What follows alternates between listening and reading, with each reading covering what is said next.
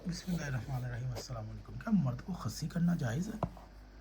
تو اہل سنت کتاب ہے جی الحدیث موضوع فی فضائل معاویہ، شان معاویہ میں باطل روایات کارت قاری ظہور احمد فیضی، مکتبہ باب العلم، لاہور پاکستان کی چھاپ ہے۔ صفحہ نمبر اس کا 317 ہے۔ کیا مرد کو خصی کرنا جائز ہے؟ البدایہ والنہایہ کے اسی مقام پر شاید معصوم کے تقوی کو ظاہر کرنے کے لیے ایک اور واقعہ بھی مقول نے لکھ دا۔ معصوم بنت بہد الکلبیہ یہ یزید کی ماں ہے۔ اس کی بھی کرتوت ہم نے پچھلی ویڈیوز میں بیان کر دی ہے، لیکن بپا جانی تو اس کو رحمت اللہ علیہ لکھتا ہے۔ خیر، یہ ایک روز معاویہ اور اس کے ہاں آئے۔ ایک روز حضرت معاویہ صاحب اس کے ہاں آئے تو اس کے ساتھ ایک خصی خادم بھی تھا۔ خصی خادم کس کے پاس آئے؟ اس نے اس سے پردہ کیا اور کہنے لگی، آپ کے ساتھ یہ شخص کون ہے؟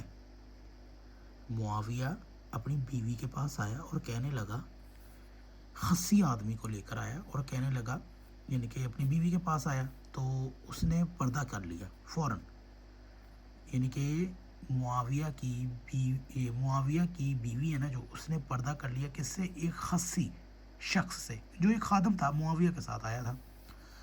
انہوں نے کہا یہ خصی ہے، یعنی کہ معاویہ نے کہا اس کے سامنے آ جاؤ۔ اس نے کہا، اللہ نے جس چیز کو حرام کیا ہے اسے حلال نہیں کر سکتا، اور اس نے اس سے حجاب کیا۔ ایک اور روایت میں ہے کہ اس نے معاویہ سے کہا، محض آپ کا اسے مسئلہ کر دینا ہرگز وہ چیز اس پر حلال نہیں کرتا جو اللہ نے اس پر حرام کی ہے۔ البدایہ والنہایہ۔ یہ ابن کثیر نا ایسی گندی چیزیں لکھ کر نا ان لوگوں کی نا شانیں بیان کرتے ہیں، یعنی کہ یہ یزید کی ماں کی دیکھیں کتنی شان ہے کہ وہ ایک خصی آدمی کے سامنے نہیں آئی، وہ کہتی مرد تو مرد ہی ہے اور اللہ نے حکم دیا ہے۔ آگے چل کر ہم کیا بتاتے ہیں دیکھتے ہیں۔ اس عبارت کا ہے کہ اس کے الفاظ ہیں کہ آپ کا اس کو مسئلہ کر دینا ہرگز وہ چیز اس پر حلال نہیں کرتا جو اللہ نے اس پر حرام کی ہے۔ اس کو خصی کر دینا، کس نے اس بندے کو خصی کیا؟ بتا رہے ہیں کہ اس شخص کو امیر شام کے حکم سے خصی کیا گیا تھا، لہٰذا دیکھنا ہوگا کہ شرعاً کسی شخص کو خصی کرنا جائز ہے یا ناجائز۔ اس بارے میں متعدد احادیث میں آیا ہے کہ کچھ صحابہ کرام نے جذبہ عبادت اور ریاضت سے سرشار ہو کر از خود چاہا کہ وہ خصی ہو جائے۔ نبی کریم سے اجازت مانگی تو آپ نے منع فرمایا۔ اس سلسلے میں سیدنا عثمان بن مظعون، سیدنا سعد بن ابی وقاص، ابن مسعود، ابو ہریرہ اور دوسرے حضرات کے اسماء مبارک ملتے ہیں، ان کی کتابوں میں ملتے ہوں گے۔ بخاری شریف کتاب النکاح باب، یعنی کہ ان کی کتابیں ہیں نا جو، اس میں حدیث کو دیکھا جا سکتا ہے۔ یہ جو ان کی حدیثیں ہیں کس میں؟ بخاری شریف میں۔ ایسی حدیث کے پیش نظر تمام فقہی مذاہب میں خصی ہونے کو حرام مانا جاتا ہے، مرد کے خصی ہونے کو۔ چنانچہ ان کے امام قرطبی، مالکی اور ابن حجر عسقلانی لکھتا ہے، یہ ممانعت تحریمی ہے، نسل آدم میں اس کے حرام ہونے میں کوئی اختلاف نہیں، یعنی کہ مرد کو خصی کرنے میں یا خصی ہونے میں کوئی اختلاف نہیں۔ اور بدر الدین عینی حنفی کیا کہتا ہے کہ آدمی کو خصی کرنا مطلقاً حرام ہے، عمدۃ القاری میں۔ اور امجد علی کیا لکھتا ہے، انسان کو خصی کرنا حرام ہے، اس طرح ہجڑا کرنا بھی، بہار شریعت۔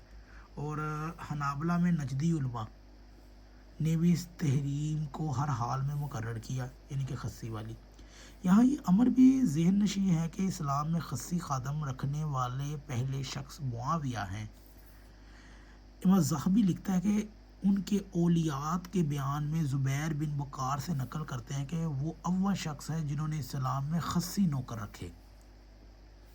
قارئین کرام، یہ تفصیل امیر اہل سنت معلوم کیجئے کہ معاویہ یعنی کہ امیر شام بعض لوگوں کو خصی کر کے شرعی لحاظ سے عمل حلال بجا لاتے تھے یا حرام کے مرتکب ہوتے تھے، یا پھر یہ ان کے مجتہدانہ بصیرت کا شاہکار تھا۔ نیز ان سے یہ بھی پوچھئے کہ کوئی ہادی اور مہندی ہونے کے باوجود فعل حرام کا مرتکب ہو سکتا ہے؟ یہ تھا معاویہ کا خصی، یعنی کہ ایک شخص کو خصی کرنا۔ تو یہ ان لوگوں کی شریعت ہے جو ان کے گھروں میں چلتی تھی، اور اللہ کے نبی کا کیا حکم تھا وہ بھی آپ نے پڑھ لیا. اگر آپ کو یہ ویڈیو اچھی لگے تو اس کو ضرور شیئر کیجیے.